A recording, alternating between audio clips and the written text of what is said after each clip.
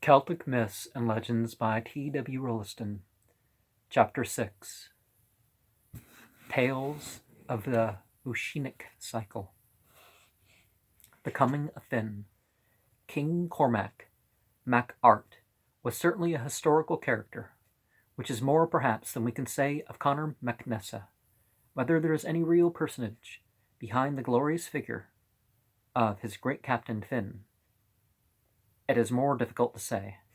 But for our purpose, it is not necessary to go into this question. He was a creation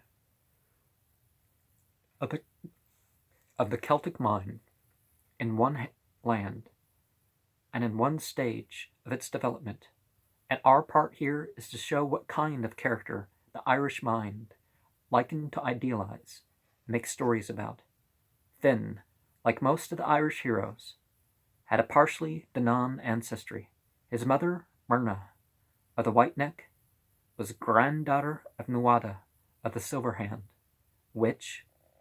who had wedded that Ethlyn, daughter of Balor, the Fomorian, who bore the sun entity Lu to Cian.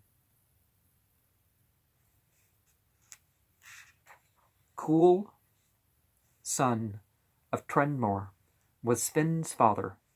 He was chief of the clan Baskna, who were contending the clan Morna for the leadership of the Fianna, and was overthrown and slain by these at the Battle of Knock, now Castle Knock, near Dublin. Among the clan Morna was a man named Leah, the lord of Luachar in Connacht, who was treasurer of the Fianna, and who kept the treasure bag, a bag made of crane skin, and having in it magic weapons and jewels of great price that had come down from the days of the Dananns. And he became treasurer to the clan Morna, and still kept the bag at Rath Luachar. Myrna, after the defeat and death of Cool, took refuge in the forest of Slieve Bloom, and there she bore a man-child whom she named Demna. Slieve Bloom was in the king's country. For fear that the clan Morna would find him out and slay him, she gave him to be nurtured in the wildwood by two aged women, and she herself became wife to the king of Kerry. But Demna, when he grew up to be a lad, was called Finn, or the fair-haired, the fair one, on account of the whiteness of his skin and his golden hair. Well, and by this name,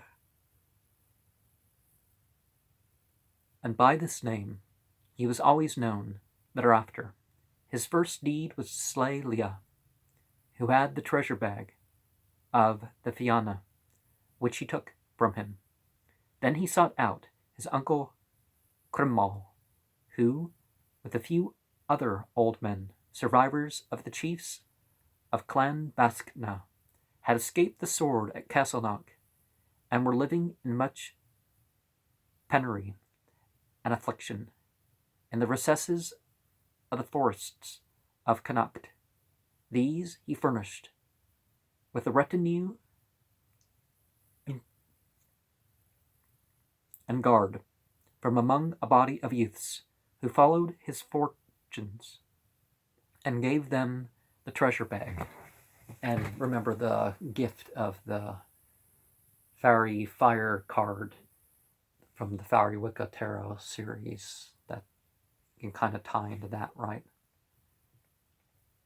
He himself went to learn the accomplishments of poetry and science from an ancient sage and druid named Finnegas, who dwelt on the river Boyne. Here in a pool of this river, under boughs of hazel, from which dropped the nuts of knowledge on the stream, lived Fintan, the salmon of knowledge, which whoso ate of him would enjoy all the wisdom of the ages. Finnegas had sought many a time to catch this salmon, but failed until Finn had come to be his pupil. Then one day he caught it, and gave it to Finn to cook, bidding him eat none of himself, but to tell him when it was ready. When the lad brought the salmon, Finnegas saw that his countenance was changed. "Hast thou eaten of the salmon?" he asked. "Nay," said Finn, "but when I turned it on the spit, my thumb was burnt, and I put it to my mouth." "Take the salmon of knowledge and eat it," then said Finnegas, "for in thee the prophecy is come true. And now go hence, for I can teach thee no more."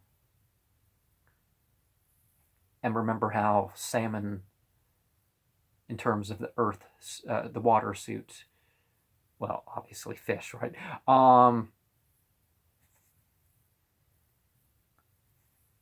Connect there.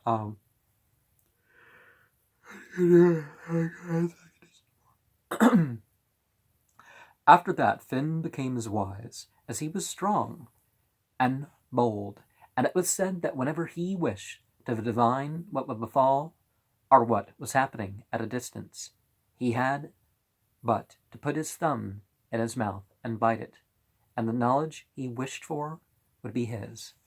Remember the Hideaway movie? The guy finds out there's a link between the Jeremy, who's become Visago, who's a Nexian for Visago, that if he ends up cutting himself or something, he ends up seeing as Jeremy sees. One of the most moving movies, as far as spiritually, that I've seen,